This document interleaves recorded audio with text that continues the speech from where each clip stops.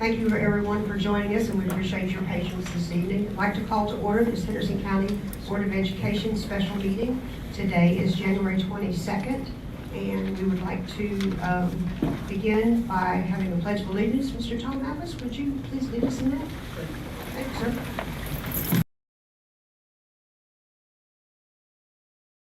sir. Stands one nation under God, indivisible, with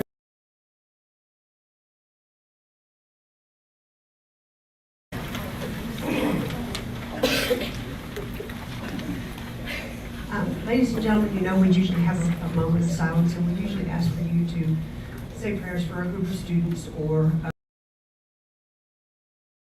Mr. Jody Jenkins. And he has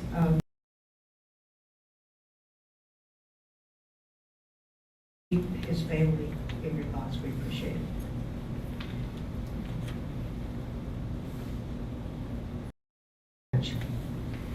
Moving on to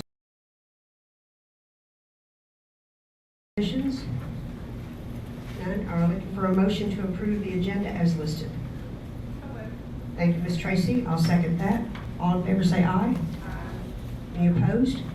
Motion carried. Moving on to student and staff recognition. Ms. Morgan. Sure, we will start with our students this evening, and for the month of January. And for South Middle School, up here. All right. So Jeremy, tell me a little about you.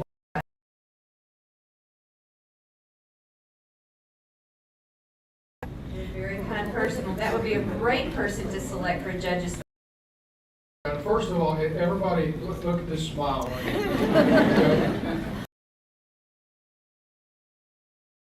Today a little bit.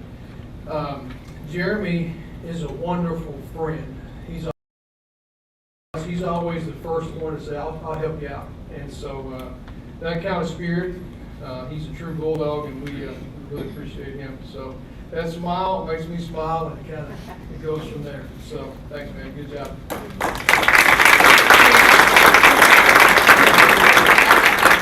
We are very proud.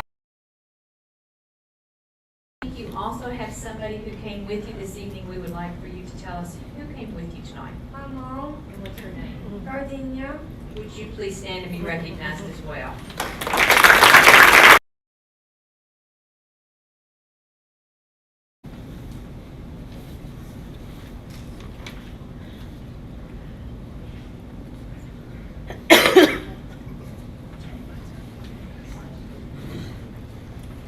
Next, we would like to recognize a student from North Middle School. That student could not be with us this evening.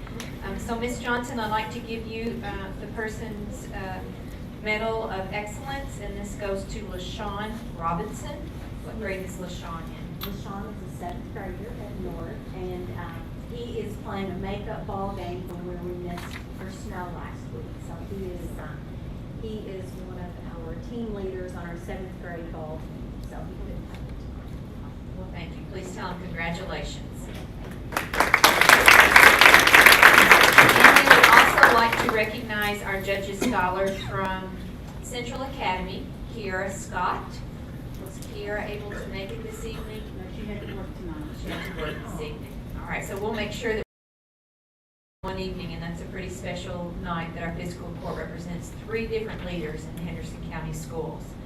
The next recognition that I would like to share with you actually isn't on the agenda, but because we just learned about it today, and it's pretty neat and exciting information.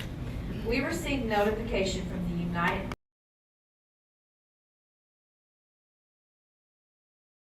has been nominated for a Blue Ribbon School, and that is Spotsville Elementary School.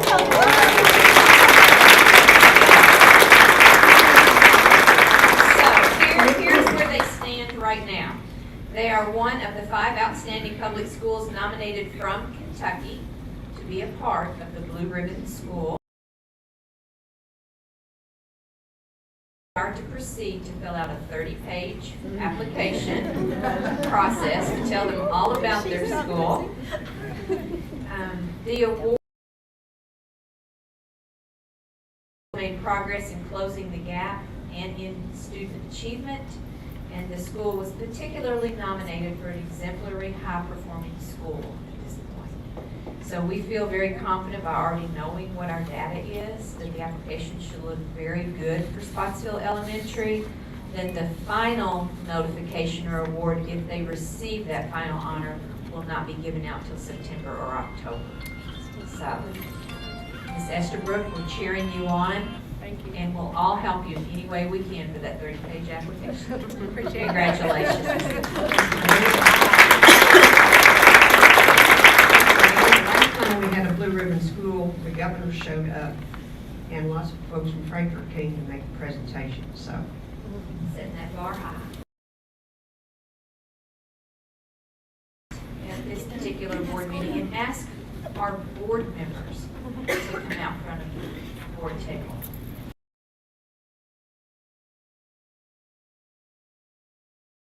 Ms. Williams and Mr. Waller, come on out front. It is your turn to be recognized. Front and center, please. We know that each of you are very extraordinary people. You volunteer your time. You voluntarily commit your passion about students to lead us and to govern our school system.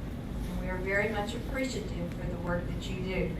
So tonight, not only do we have cake and punch and certificates, but the best thing about tonight is we have some students who are going to share in the appreciation tonight of being National School Board Month.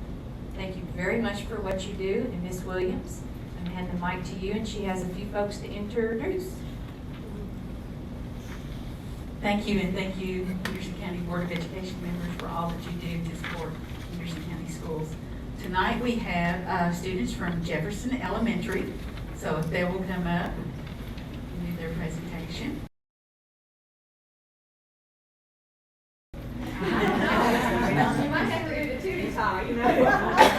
So we would like for Ms. Sanderford, the principal at Jefferson, to introduce these students or have them introduce themselves. Hard on some very special to do everything that we wanted to do. With them about what they were going to do and what they needed to start doing while they were at home. So this, everything that you're going to receive tonight and everything that you're going to hear is straight from the heart stuff. And first we have E.J. Williams, we have Chloe Green, Tori Kessler, Dalvis. Tori and Chloe have something special that they have written that they would like to share.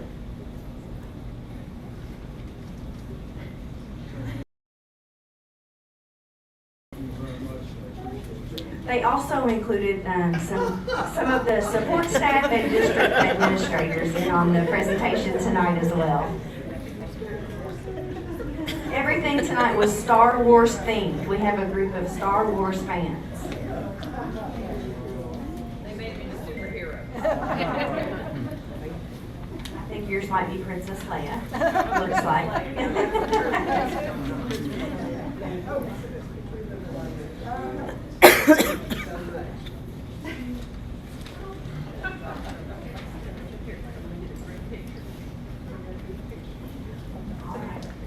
Chloe, you gonna go first?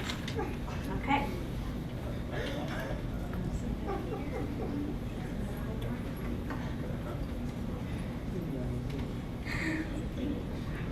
Dear School Board members of Henderson County Schools, these gifts are small tokens of our appreciation and love for all of you. Thank you for always putting students first. We know you are faced with challenges and make unpopular but important decisions every single day. Students notice when you volunteer your time to be present at school functions and during family nights. These fun events are more meaningful with you present. We love seeing our teachers, principals, and administrators smiling, laughing, and having a great time with us. For example, Mr. Steiner has visited our 5th grade classroom twice this year. His stories have been about Ms. Fleck's favorite topic, growth mindset. He reinforced to us that we can achieve anything with a growth mindset, hard work, and just being yourself. In fact, Mr. Steiner told us to be you times 2, which is a phrase we often use. He is almost as teachers and staff of Henderson County inspire us to better ourselves every day. We have been taught that making mistakes is expected, inspected, and respected. We have a whole new point of view on how students should hold themselves accountable for behavior and learning.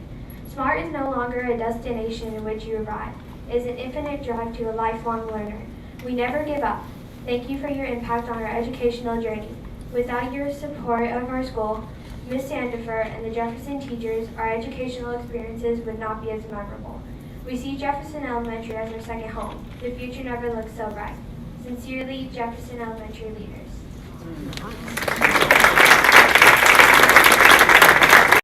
I am Tori Kessler. I'm currently an awesome 5th grade student in this flex class, aka the best.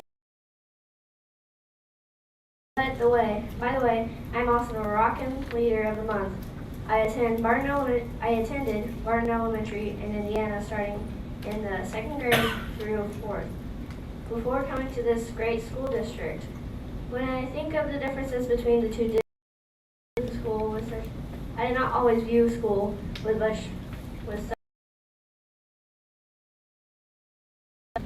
and I have a growth mindset and also friends. I think of Jefferson as my family as well. I didn't really cooperate or pay attention to my old teachers.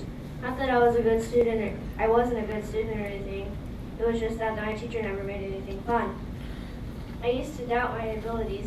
Now I don't even believe in that word. Now I believe in growth mindset, and mistakes must be made to be a successful person. I never tried at my old school. I was bullied.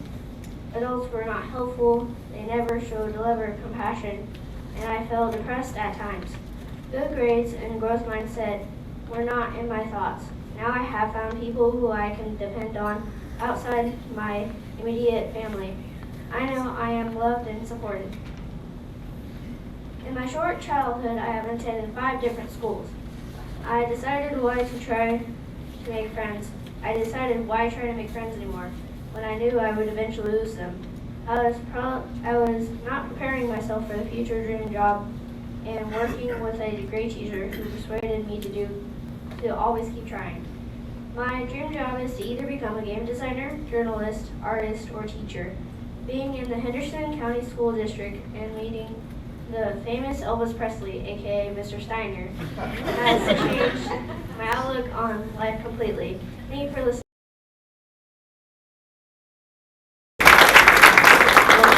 These kiddos and every student in our school, they know that you guys serve on the board, and they know what a huge impact that you are making on their lives. Even though you're not in the classroom with them daily, they know that it starts with you guys, and without your love and support for our school system, we wouldn't be able to do the awesome things that we're doing. So thank you very much for everything that you do.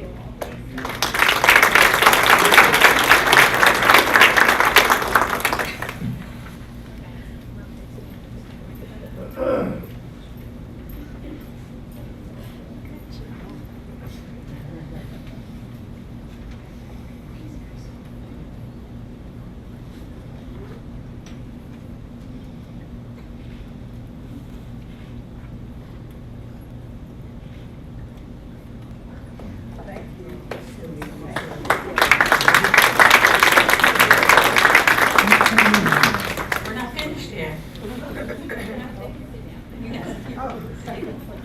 Next, we have a student from South Middle School, Ms. Kylie Gibbons. She's going to come up and give a presentation.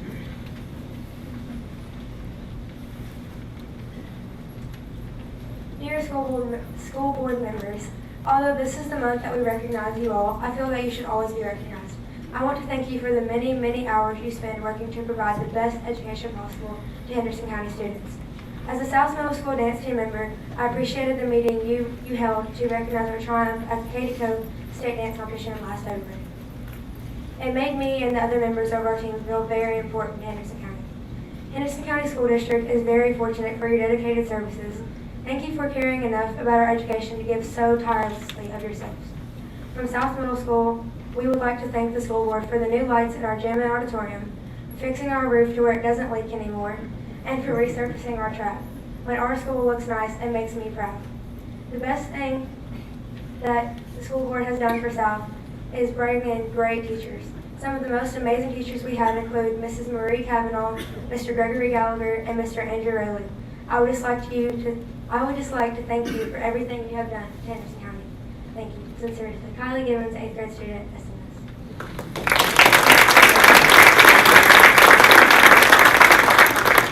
Let's put a picture with you here back with the name is here.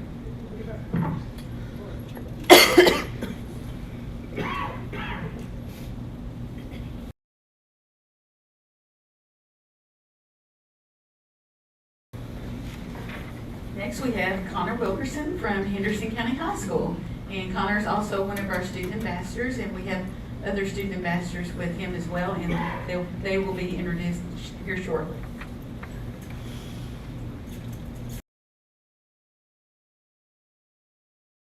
On behalf of Henderson County High School, I would like to thank our local leaders for devoting their time to support public education and serving our schools. First and foremost, board members and all board office workers serve children of Henderson County High School. They also represent their communities and face complex and demanding challenges, yet few people fully understand the scope of far-reaching.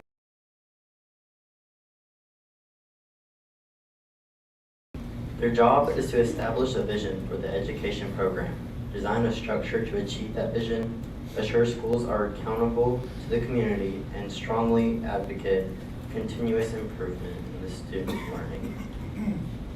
The job entails endless strings of meetings and school functions to attend, reams of reports, agendas, proposals, and other information to read and study, even off the clock. We sincerely thank you, board members, for all you do. Thanks.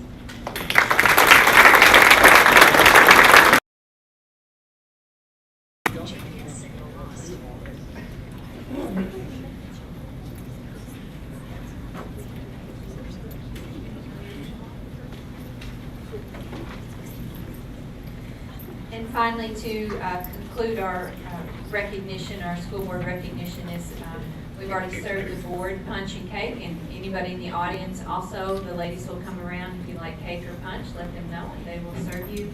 We also have a certificate that I'll definitely present to each one of you all. But Ms. Barrett, if you would like to continue on with the next piece, the final piece of recognition. During our snow events and some of our challenges with our buildings and our parking lots and our food in the last couple of weeks, it takes a whole village to keep all of this running, but every once in a while you've got some groups that step forward during certain times, and we wanted to thank those groups. That is child nutrition, maintenance, and transportation. And we just appreciate everything that you all have done in the last couple of weeks. We know the snow and the cold is not easy to work with, but you all have come out and helped, and we so appreciate it. So if I could have representatives or whoever runs the department for transportation, maintenance, and Nancy, can you do child nutrition? Who would come forward, please? Ben and Billy.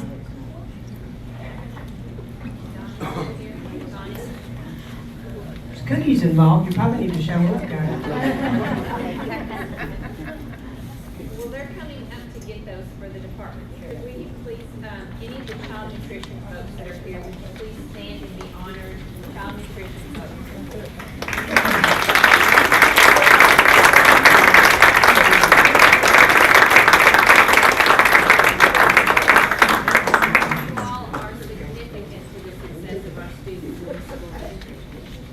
And also, I think we have some transportation folks that are here. Would you all stand? Transportation folks, thank you.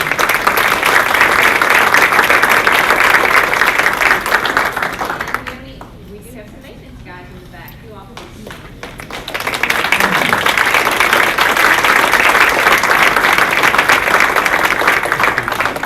So we also want to get pictures before each group leaves as well. And so Ms. Williams will have you all kind of organize in the back the child nutrition, make sure this picture. And I think Ms. Baird, you might have a couple of student ambassadors.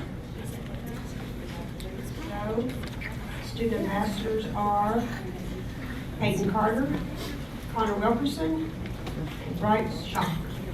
you all please stand. Thank you.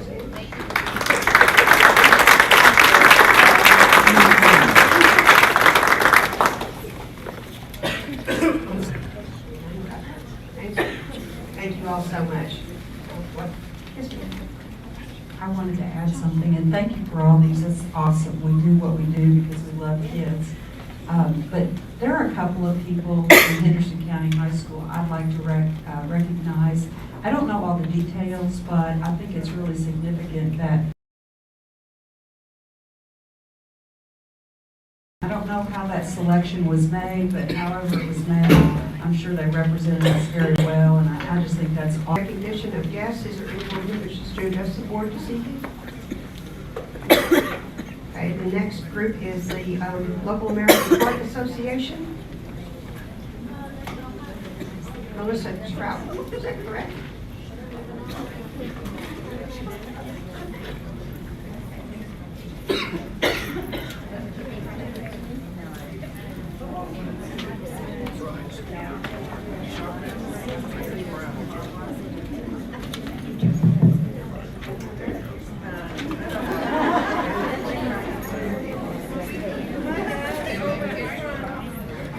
Good evening, everyone, and thank you for allowing my coworker Kate and I to be here this evening. And for someone who has grown children and has forgotten all of the wonderful things that happen within the school system, please know how heartwarming it has been this evening to see the great students that I've witnessed, and also to see the dedication from school board members and teachers. My kids are both college age, and so I had forgotten that it truly does take an army. And I have confidence in the future for our nation after seeing what I witnessed this evening with absolutely wonderful future leaders. So thanks for letting us come tonight and for allowing me to be a part of that. So the real reason that I'm here this evening is to share, most of you probably know, but in 2015, there was an unfunded mandate from the state level, and the mandate states that all high school students in Kentucky must be trained in CPR prior to graduation. So I did mention that the mandate is unfunded. And so the American Heart Association advocated for that mandate, so then we wanted to help schools be able to meet that mandate. And so I'm really proud tonight to share that the Lester Yeager Trust has sponsored CPR in the schools through the American Heart Association, and as part of their support, they provided a CPR in the schools training kit for Henderson County High School. So my coworker Kate's going to share a little with you now. And I'm going to tell you, I'm not really good with this because I'm a youth market director and I'm used to talking with students. So I'm out of my comfort zone, so just bear with me here. But I'm excited to be a part of this as well, and we really do appreciate all that you all do. And we're happy to present the CPR in Schools kit to Henderson County High School. Can I throw a stat out there? Okay. Well, I've only been with the Heart Association for a little over a year, and one of the things that really surprised me is if CPR, if someone has a heart attack or goes into cardiac arrest in a non-hospital setting, their likelihood of having a survival rate is very small. I think it's about 5%, but if you have a person, a student, that is CPR trained, the percentage goes up to about 60% of the survival rate. So we're very excited for that reason to present the school kit. Did I say all that right? All right, thanks for having us, and I'm going to give it back to Melissa and let her finish up. Thanks, Kate. So thank you all for allowing us to be here. We know this kit is going to be put to fantastic use to build a future army of lifesavers, and we look forward to hearing many stories of lives saved in Henderson County thanks to training that occurs at Henderson County High School. I just want to say one more thing. I do this all the time when I do go in and talk to schools. We just want to let you guys know, we want to be true partners with not only your school, but your entire community. So we're here to help.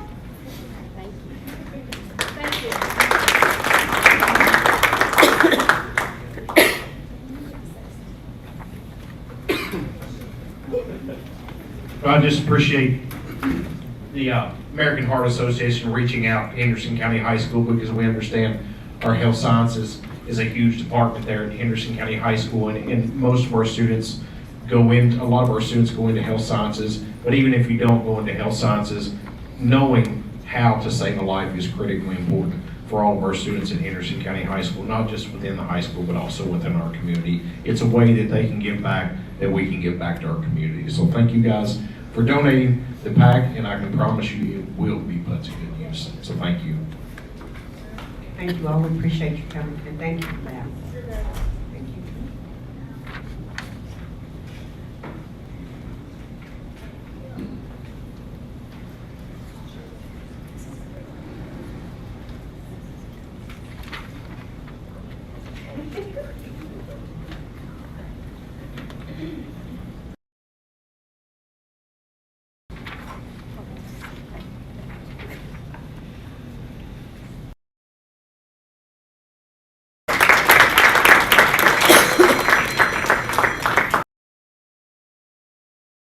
Everyone had a chance to read the minutes from the December 18th regular.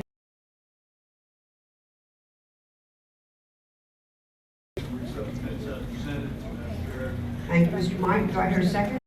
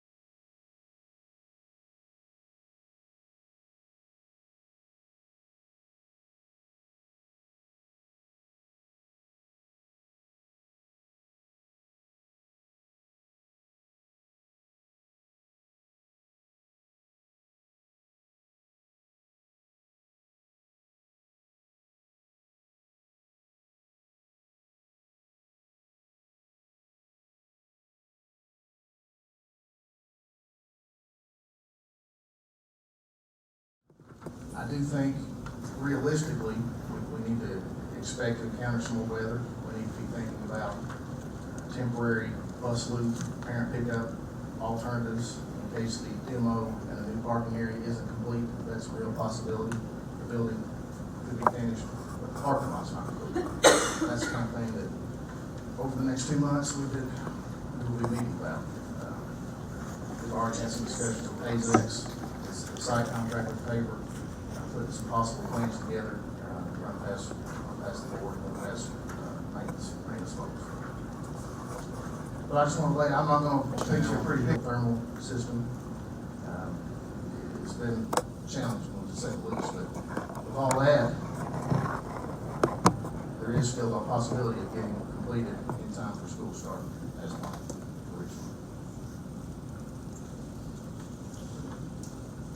John Hagan, have you all determined the date when they'll be back out to start drilling again for the geothermal well? Should be this week.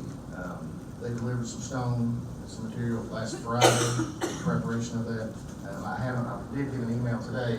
I don't think that's made its way to you as of yet about the plan to change the depths of the wells and all that. So all that is in motion.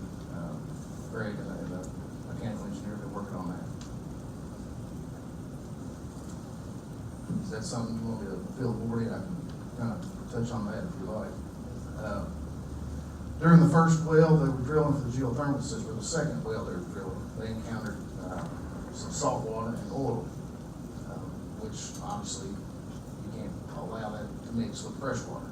So the engineer and the contractor got together and they come up with a plan to shorten some of the deepest wells to 400 feet. There's several that were 500 feet deep. So we're going to shorten 400, which means the addition of 8 to 12 additional wells. The overall footage will be the same, but there will be different, additional wells. We haven't received anything as of yet as far as cost, but there could be some cost implications as far as the casing.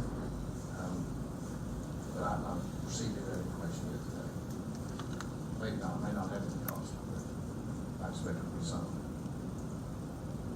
What does that do to the overall footprint of ground being used? You're going from 4 wells to 8? We're going from, what is the count, 77 plus 8 to 12 more. And the layout actually extends closer to the building. It's basically one more well at the end of each line. If they're facing the building, it's over on the left-hand side. It shouldn't affect any of the drives or parking or anything of that nature. Board members, any questions? Mike, I just feel sorry. I just got sympathy for it. What else can order? Yeah. And we can sell it, that's what I want. Not the good kind, yes. Yeah, No, it's been a tough go, but that contractor's committed to bringing in a second drill rig to speed up the process. Typically, you count about 1 day per well. If we bring in 2, that'll shorten the time frame down, cut it in half. So we expect them back this week. John, I'm trying to understand these dates. You got a December 21st completion date. Is that 2018? Correct. That would include the days that I have not written the change orders for. That's total as of yet. And then what's April? April's what? Oh, April's when I would give you the definitive answer of yes, the building will be completed in time to start school in August. Okay, so you're gonna turn that over to us hopefully sometime before August, where they can get moved in and school started that first week. That's the goal.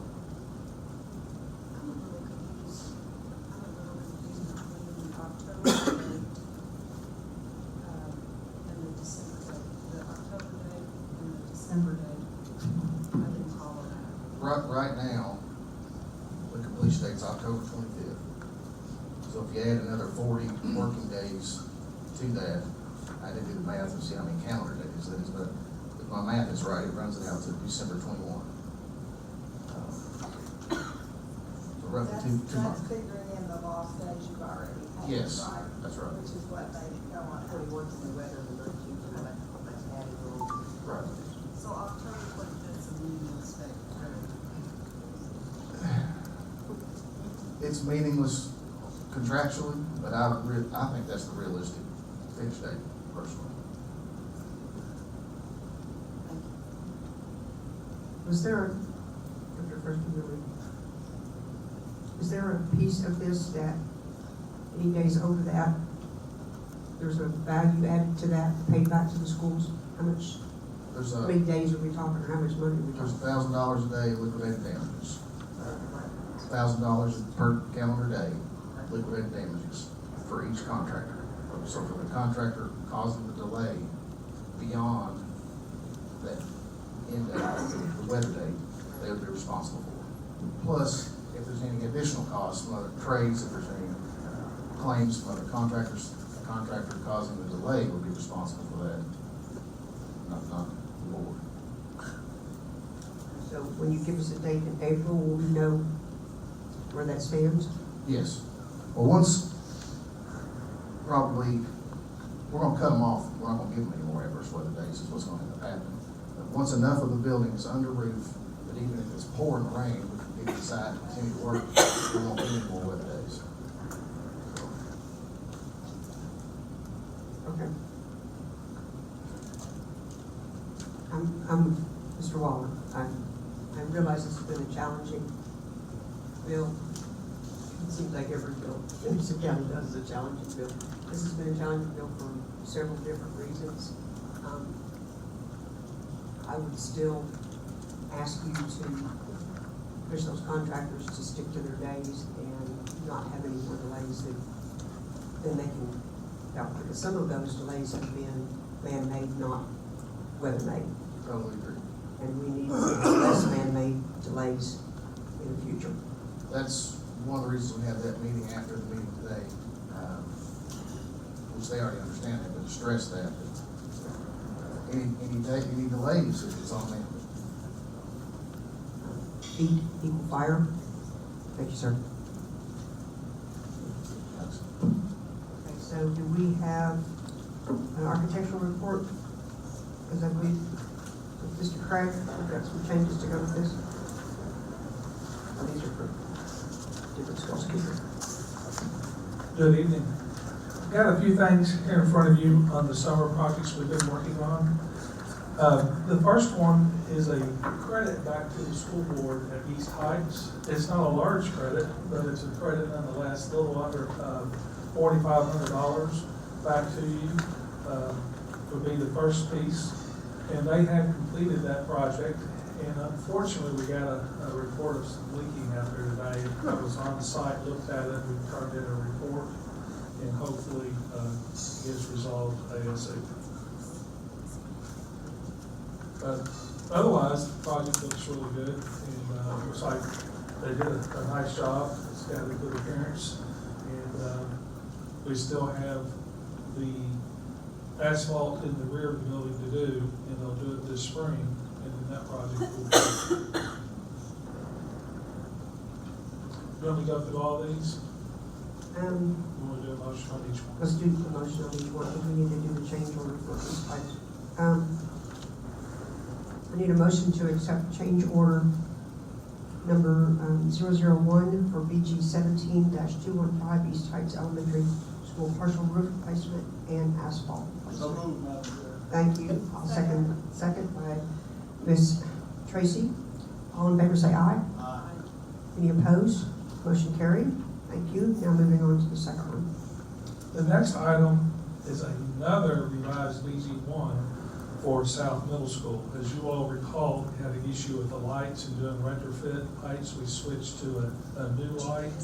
And when we did that, it ran us over the allowable money, so we need to do revised change order to bring in some additional lights.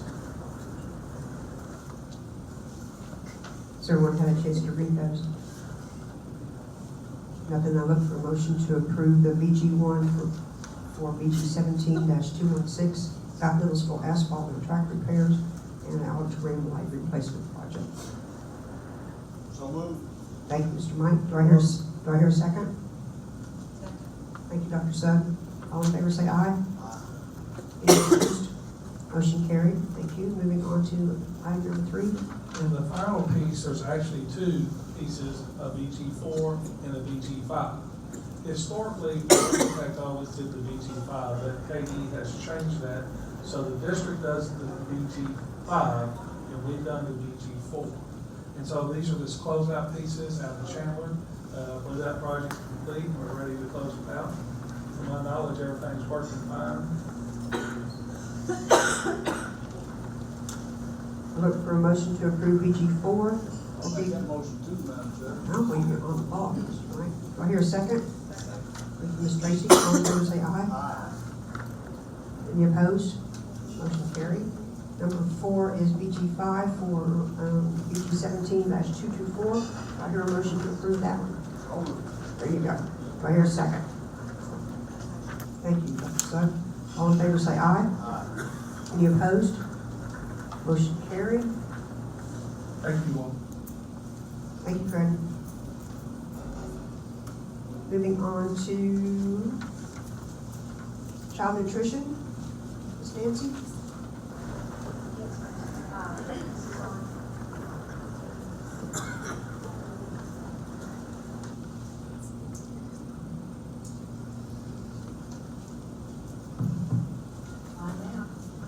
Thank you. First, I want to extend an apology from Charlotte Longwater. She is director of child nutrition, who was unable to be here tonight, so she asked me to fill in for her. As you are probably aware, the food service child nutrition recently was audited by the State Department and was very successful in that audit. And one of the pieces that comes out of that is the assessment report card. One thing that I think you would also know is that for over the past 2 years, we have been working with the State Department and Alliance for a Healthy Generation and have adopted the school health report card as our report card, and that's what our schools and our wellness teams and our district wellness team, that's how we've been assessing our wellness policy, our child nutrition, our physical education, and all of the 6 components for the past 2 years. And this was the model that the Department of Ed adopted. And then as Charlotte was going through the food service audit, she was informed by the Department of Education that the scorecard that we had been working on didn't meet all of the federal guidelines. And so we had to quickly run in there and complete the WellStat, which is kind of an abbreviated version. It gives you the main information that you need for child nutrition, but there's a more extensive study that we've done through Alliance for a Healthier Generation with the Healthy Schools program that our school wellness teams are more familiar with.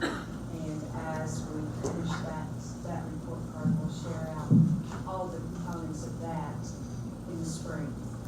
So I apologize that this is just kind of a 1 or a 2 or a yes or a no, but that's what was acceptable, and we all know that sometimes federal law, federal government law supersedes whatever we decided as a district or as a state. So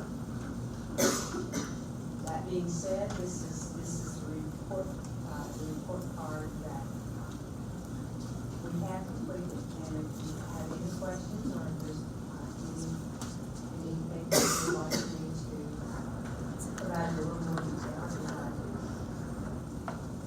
Nancy, what are the ratings number 2? What are the ratings mean? What are the number 2s mean? The number 2s is kind of it's the number 2. It's the maximum of 9 points. Okay. The 2. So it's almost like a yes or a no. So that's why I wanted to kind of give you the background that we do have a more extensive study that provides more details that we'll provide you with as soon as that's all completed by the spring. questions for them? Thank you, Ms. Nancy, we appreciate it. Moving on to special education, Ms. Monty?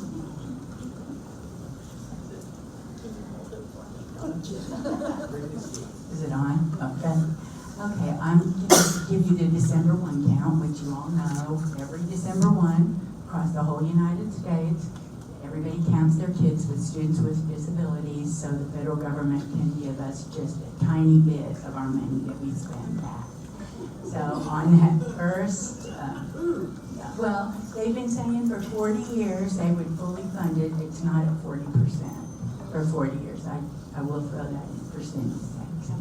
So this first slide just tells us, it shows our total enrollment and the piece of the pie of each area of special education, whether students with IEPs, students with speech-only IEPs, or 504 plans. The next slide is a breakdown of all the disabilities that we have. This is what the federal government allows you to have with specific definitions. You can see speech only is always the largest group, and usually by the 5th grade, kids are exiting from that program. I was surprised. I think OHI and SLD combined this year is bigger, but that's where ADD and ADHD comes in, and so we have a lot of those kiddos. The next slide shows our special staff, our staff that works with special education. Those numbers are similar to last year's, except for the one really good one is the school psychs. Best practice is that you have one school psych for every 1,000 kids, and we have 7. 2 of them are interns, but we hope we're going to love them enough that they will stay with us next year and be full caseload. So we're really excited that we have 7. And we also have 3 building coaches that are at the north, south, and the high school that I think the principals would say absolutely means everything to help them out with their special programs at those schools. Over in transportation, we have 166 kids that need special transportation. That includes 16 buses. We do get to bill Medicaid for that. I'm not sure exactly what those figures are, but we do get to bill Medicaid for that. Okay, next slide. This just shows you the disabilities through the last 4 years, and that our numbers have stayed fairly consistent. This is the first year in 10 years that autism has gone down by a couple of students. Not that that's a trend, but I just noticed when I was looking back. And I think a big pull out of here is DD, and that's developmental delay, and that's our commitment to early childhood education, and because those kids are under 9 years old. So I think that's that. Okay. And then this is my favorite page. So this shows how much over budget special ed always is, and we were less last year because we didn't have any school psychs, and now we do. So Cindy told me to not get that smile off my face.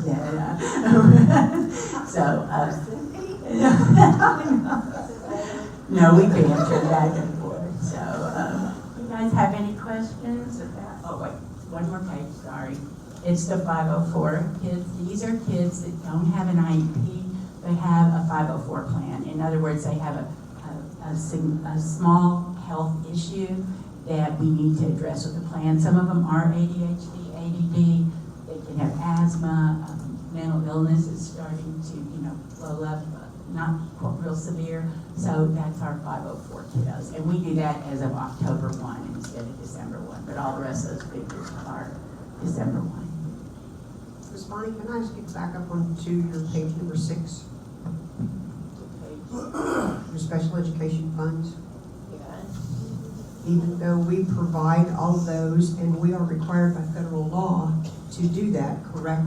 Correct. So we can't cut anything out of that budget. We would be in violation of federal law. That's right. We have to provide services, and we have trimmed, as you remember, down to what, you said come back, and I had to come back. And So, you know, we have to provide all those services by federal law, which supersedes, as I think Nancy said. That's just a shout out to our legislators and our folks in state government, that this is one more thing that out of our local pocket we are paying for because we are mandated or required to do. We're not getting any money for it. We're not getting very much money for it, I should say. So that's another, besides our CTE that we spoke about this morning, and our all-day kindergarten, and our early childhood. Those are all wonderful things. This is one of these things we have to do that we get very little money for. Yes. Thank you. Any news people can catch that? Thank you. Bonnie, I have a question about slide 6 where you have the historical count. The MMD has gone from 82 down to 67. That are kids with mild cognitive disabilities, and I don't really have an idea of why that would drop so significantly, except for that if you look at OHI and SLD, those numbers have gone up, and some of those kids are kind of what we call mild disabilities, those 3 areas, and I think they just get, you know, intermingled in different. I wasn't sure if it was some kind of a regulation change or anything. No, there has not been any regulation change about the eligibility for 40 years. It is, but if you look down at OHI and SLD, those numbers have gone up. That's where I think they are. Thank you, Ms. Bonnie. Moving on to old business, civics test. Ms. Kim? Yes, ma'am, thank you. Last month, I brought to your attention the new regulation that actually doesn't take effect until July 1st of this year, but I wanted to share with you how our schools, Central Academy and Henderson County High School, are being proactive. The new civics test is a graduation requirement, so it is not part of assessment and accountability in those scores, but it is a requirement for any student who will be graduating from our school system beginning in the year 2019. And so share that with you all and the progress as to how our students are already performing on that, because it is one of those things that is retroactive for 5 years. So we have the opportunity to be proactive with that. So wanted to share with you all the actual assessment itself for your approval this evening. I'm going to ask you at this time if you would clear your desks, as well as put away all your technological devices and get a writing utensil, and we'll give you all some time to complete that 100-question test. Well, you only have to get 60 of the 100 correct. But, you know, it probably is best to answer all 100 of them, just in case. So. All multiple choice, right? Yes. Multiple choice format, so the correct answer is there. The other thing is if you don't do well on tonight, you have permission to retake it as many times as you need to before we give you your high school diplomas. So that's the other part that's really good for you. So that is one of the things that's beneficial to our students. We are giving the test in different formats. There is an online version that is available. We also do give it paper, pencil, multiple choice, as Mr. Waller said. So students have that opportunity. If students have an IEP or 504, they are of course provided those accommodations. It is one of those things that all of the tests, especially the computer-based version or even paper pencil, doesn't all have to be taken in one sitting for any student, because the computer version kind of breaks it down into different categories, whether that's government economics or historical perspective or those types of things. So if the endurance of the test is too much, then they don't have to do it that way as well. But wanted you all to see the test and present that to you for your approval, please. The only one I had to look up was how many representatives there are in the U.S. House. I couldn't remember that. But. Any questions, comments regarding this? I'm glad to see this back home. We had to do this when we all graduated, and I think that's good. I look for a motion to approve the civics test questions as presented by Ms. Kim White. Thank you. Ms. Tracy, do I hear a second? Second. Thank you, Dr. Sugg. All in favor say aye. Aye. Any opposed? Motion carried. Civics test approved. We'll work on our answers. We'll check on next week. Thank you. Moving on to new business. District improvement plan. Also, Ms. Kim. Yes, ma'am. Thank you, Ms. Robin. Just put them right there back to back for me on the agenda in order. The district improvement plan, as well as our school improvement plans, are an expectation from the Kentucky Department of Education each year. As you all know, our accountability and assessment system is still in the process of development and approval from the federal government. And so the way KDE, the department that explained this, was that this year our improvement plans are somewhat a little, I guess, in flux as well, because lots of final decisions haven't been made or how things are going to be calculated. So this was kind of a little bit of a challenge for our principals in our schools and me as the district this year in kind of establishing these goals, because we don't necessarily have targets in a lot of cases, and we also don't know really how they're going to be calculated. So we did the best that we could with the information that we did have. All of the components that have been there in the past are still there. This is in a new format. The state provided a different format, so it looks a little bit different. I have to tell Dr. Sugg, I promise, former English teacher, like I did all of this in paragraphs, and there's beautiful punctuation when you look at it on the screen and you print it out, and that's what it does. And I kept trying to adjust it, it didn't like it. So I apologize that I'm not really pleased with the hard copy form that you have. It looks much better on a computer screen. That's just the English teacher and me. But anyway, we have all the components that we typically have in there. You have a needs assessment, you have the equitable access to effective educators, you also have the achievement gap assurances that we have to complete, as well as the executive summary. As we typically do within our school system, and this is a tradition that was kind of started prior to me, the expectation within our board policy is that in the creation of our district improvement plan that all stakeholders are involved. And so we held a meeting the first week of December. We had several community members participate with us. Mayor Austin was here. Dr. Williams from Community College was here.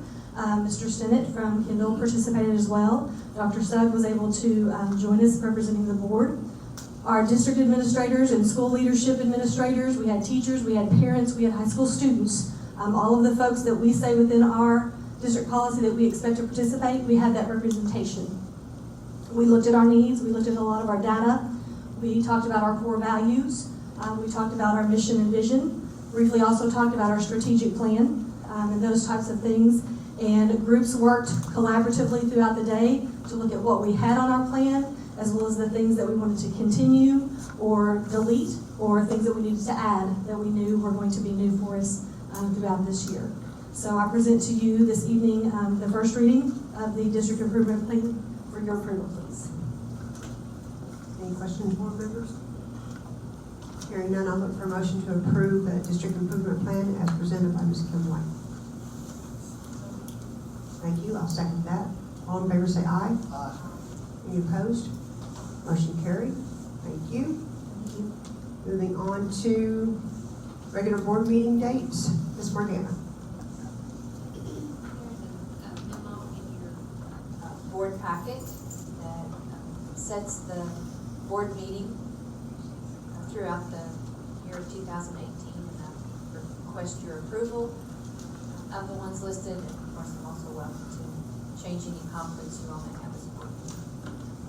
Do you want to have any conflicts or changes to that schedule you need to make? I'd like to ask one question. The one on October 15th is the Monday after school being out for the week, and I know that most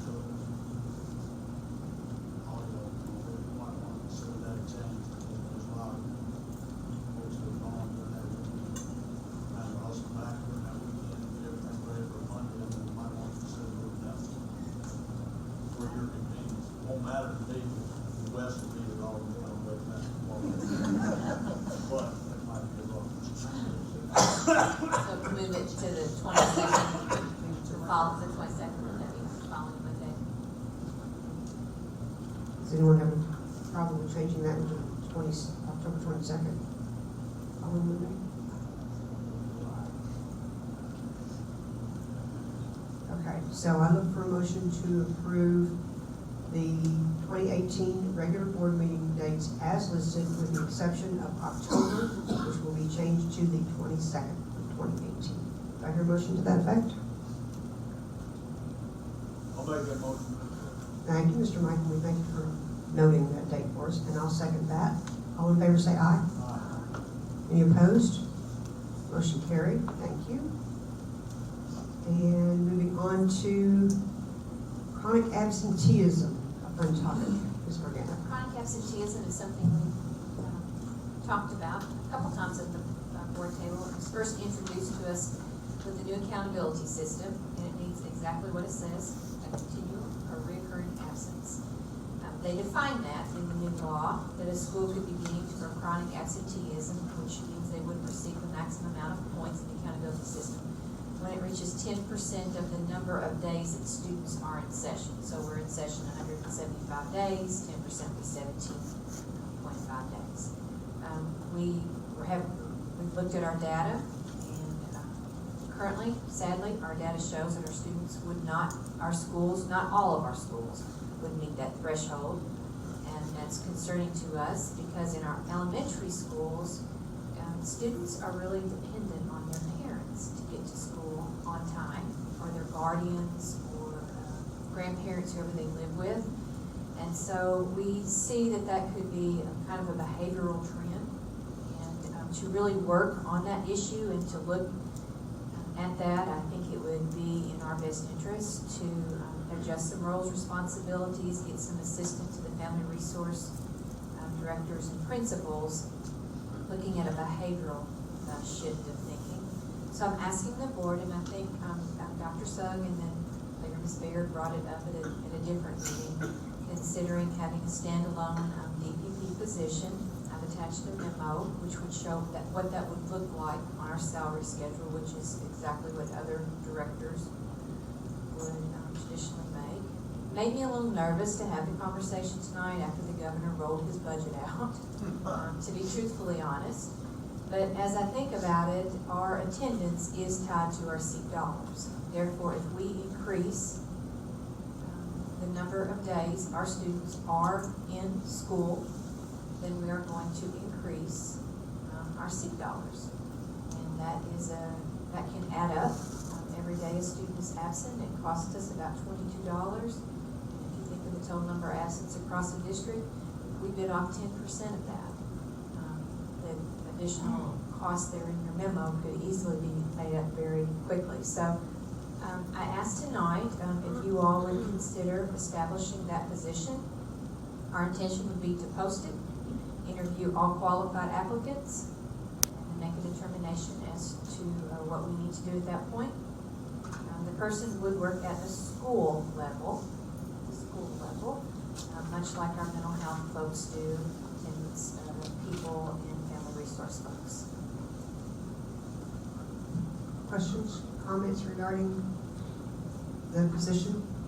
I would ask for a clarification, and this may be something we want to look at on all of our personnel information, but when it says years experience, you know, it needs to be clear, is that years of experience in education, as an administrator in this district, or just in education anywhere?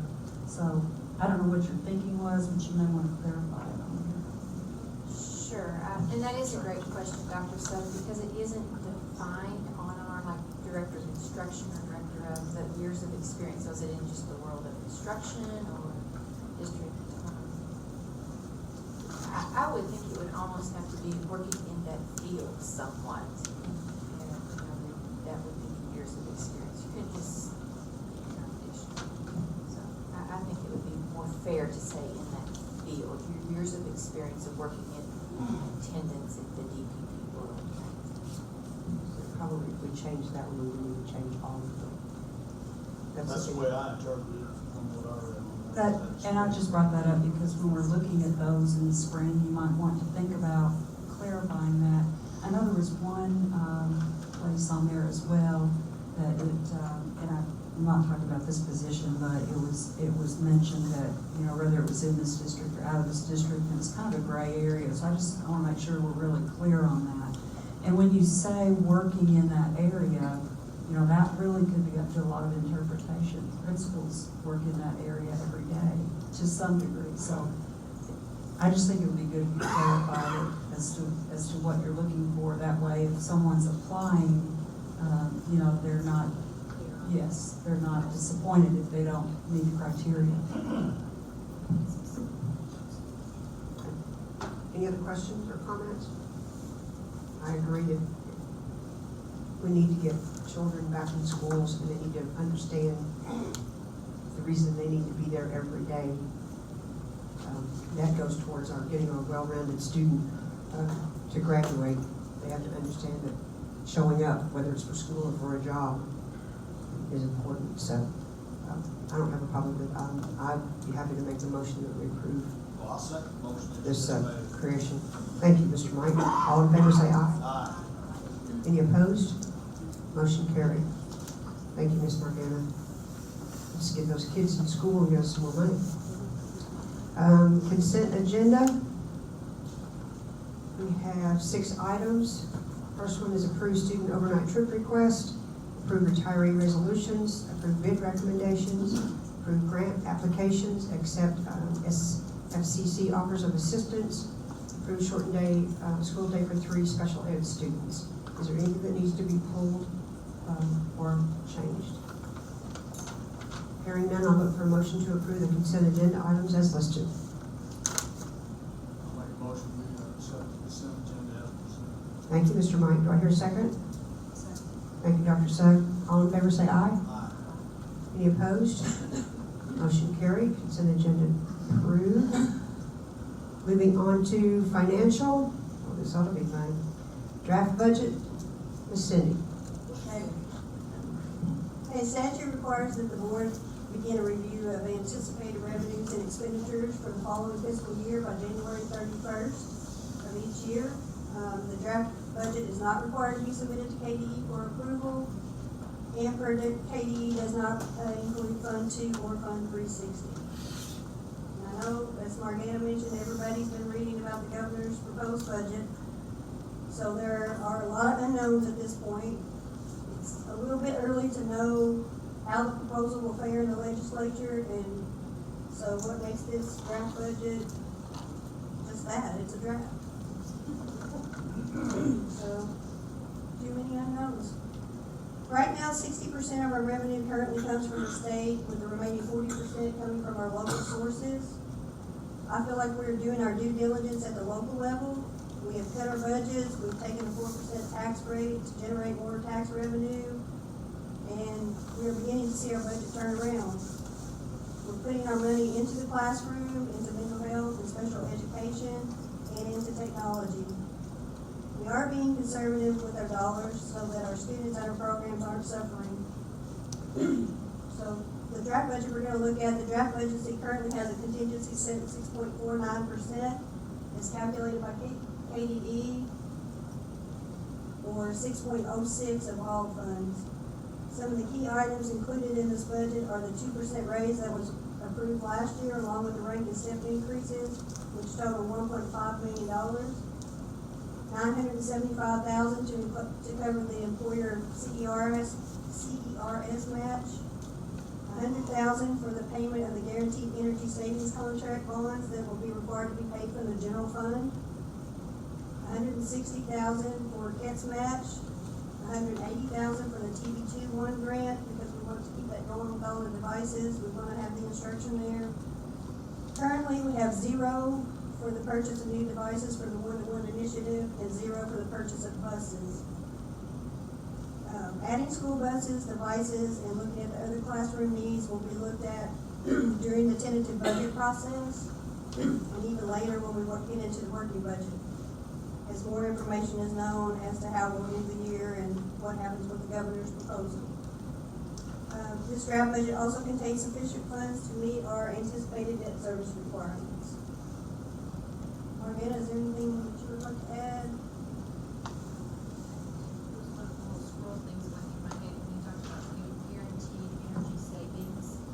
Just a note to say at the next board meeting, Billy Austell and Steve Steiner have been working on some guaranteed energy savings that we have already found in the first 5 months of changing over to LED lighting, and it's amazing the amount of money that we're able to save and put back into more projects.